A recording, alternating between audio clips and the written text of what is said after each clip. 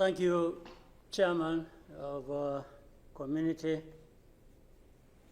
I want to associate myself with what has been said, especially what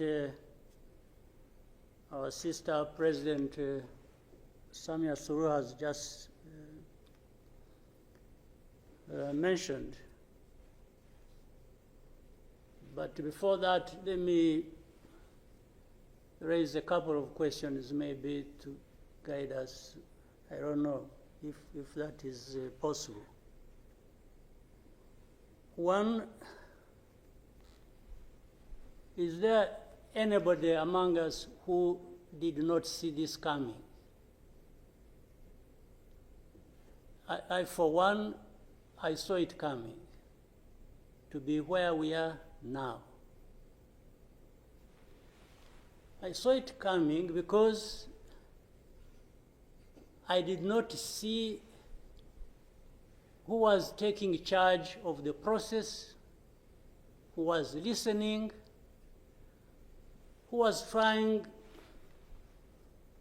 to provide any kind of guidance as to what we should be doing from one thing or one day to another. And by this, I want to also ask, as the East African community, what did we want from the beginning? Or what did we do about that? What are we doing now? And what do we want to do for where we want to go? Because exactly like President Samia has mentioned, if it is talking about problems and defining them, and I think we have been very eloquent. We have talked about all kinds of things. But when do we match what we are saying and what we are doing so that we get to what we want? When do we come to that? I haven't seen it. President, I asked last time in our meeting, the last summit, where is East African community, or does it exist? And exist for what? By the way, even now, the person or the country we are talking about is not represented as we are discussing. And it is supposed to be, the country is supposed to be part of East Africa, but nowhere to be represented. So I'm not sure what bearing what we are discussing has on what happens in the process of finding a solution in this country. I'll move on.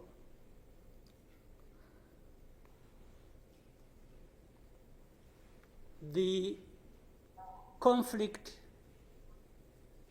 that was created from the time we had the East African community get involved in trying to help in Congo, and later on when the East African force was trying its best and we are seeing progress, Tshisekedi decided they are not doing what he wanted and went to SADC. SADC agreed they would come and do what he wanted and sent everybody packing. And that we complied and kept quiet. What really did we expect to come out of this? Now, worse still, I think even in East Africa itself, ourselves, maybe we have different understanding of what the problem is, and we have never come together to agree or even disagree and find a way to come together finally to do what we ought to do to deal with this problem. Or we simply decided, each country, to move on its own with a different agenda arising out of involvement or whatever in Congo, and that was enough. If your interests were catered for by Tshisekedi, that was fine, even if the others' interests or concerns were not taken care of. You can imagine, therefore, what chaos comes out of that kind of situation. We are, on one hand, assuming or pretending we are coming together over an issue and trying to find a solution, while at the same time, each country is pulling in its own direction, different from the others. This is the fact of the matter. Now, but even if we were doing everything right, all of us, nothing is going to come out of it until those mainly concerned are also part of it and participating and contributing to the success of the process through which they are getting the support. But if the parties decide or accept to be manipulated, because, and by the way, that's exactly what happened, and I think in Congo, there are experts for doing that. They would go to one party and promise them something, and then they would decide to keep quiet about what is obviously going to result into problems like we are seeing now. Or, like he did, he didn't want East African community because they were not doing things the way he wanted, even if it was not right.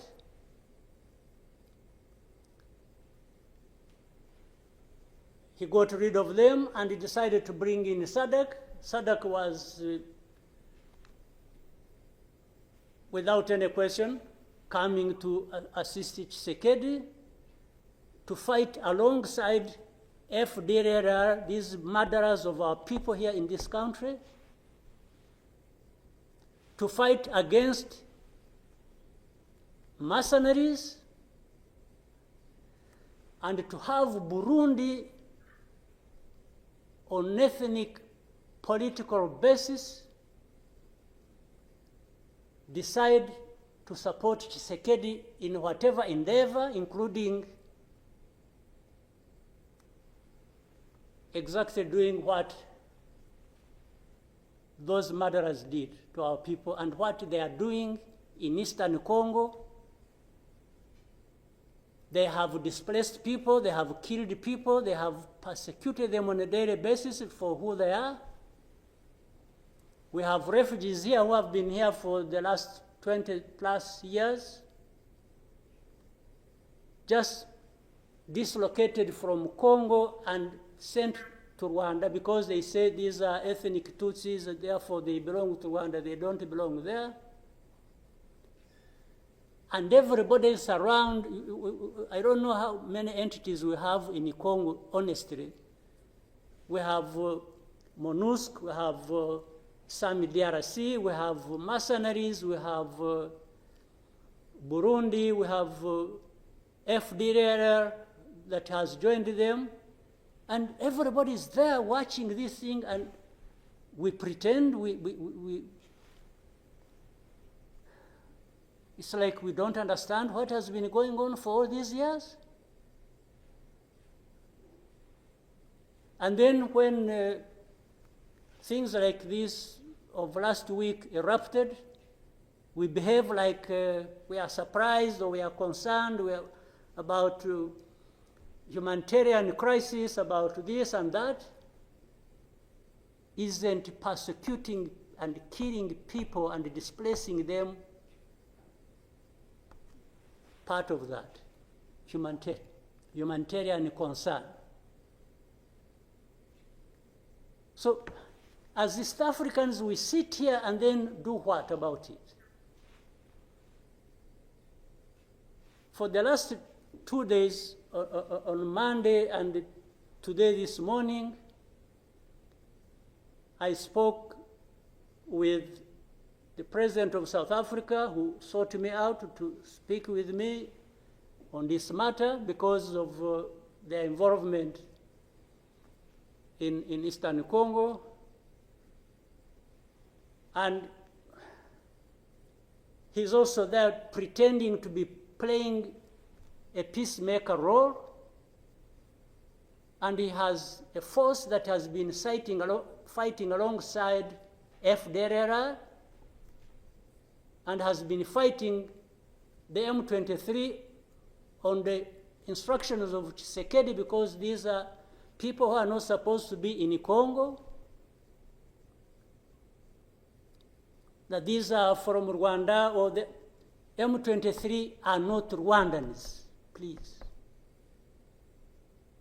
These are Congolese, and one time he accepts it, then another time he says no, part of it is yes, and then the other part is from Rwanda, and these are he keeps on going. And how do we, leaders of our own countries, accept this to go on forever and just accept that we shall be manipulated by Tshisekedi or whoever is supporting him?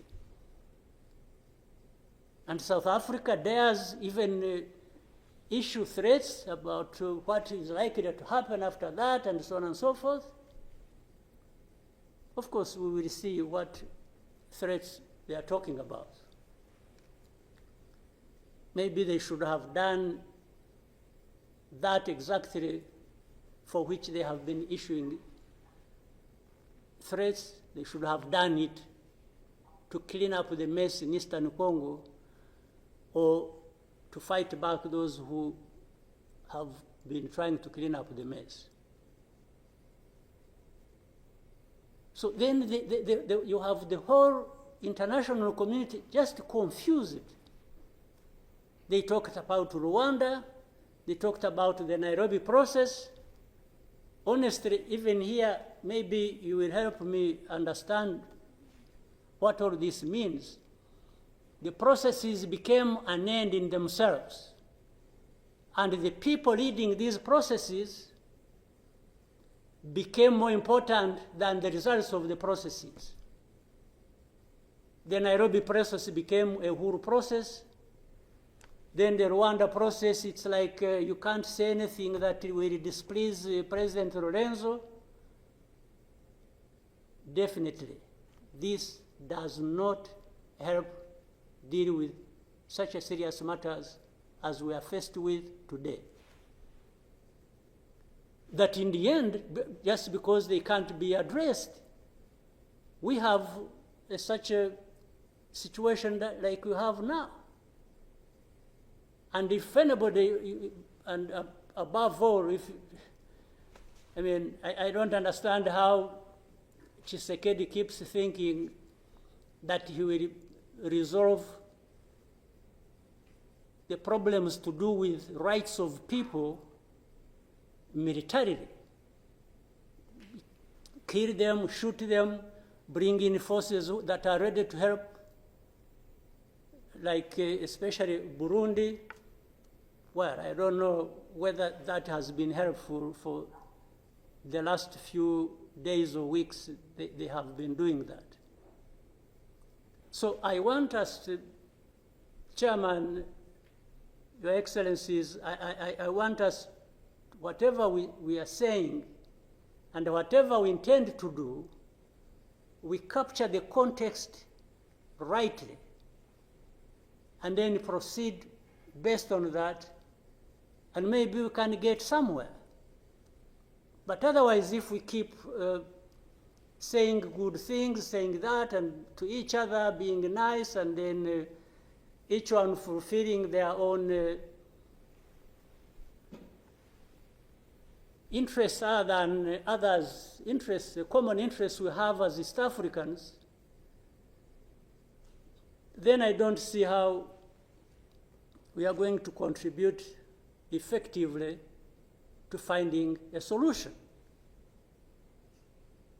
But really, to have even had East African community expelled from Eastern Congo and everybody complied and then there was quiet, it's as if it was normal or that is okay. Everything dictated by the country or the person we are trying to help. I didn't understand that. And that's where we are now. That's how we are here, where we are.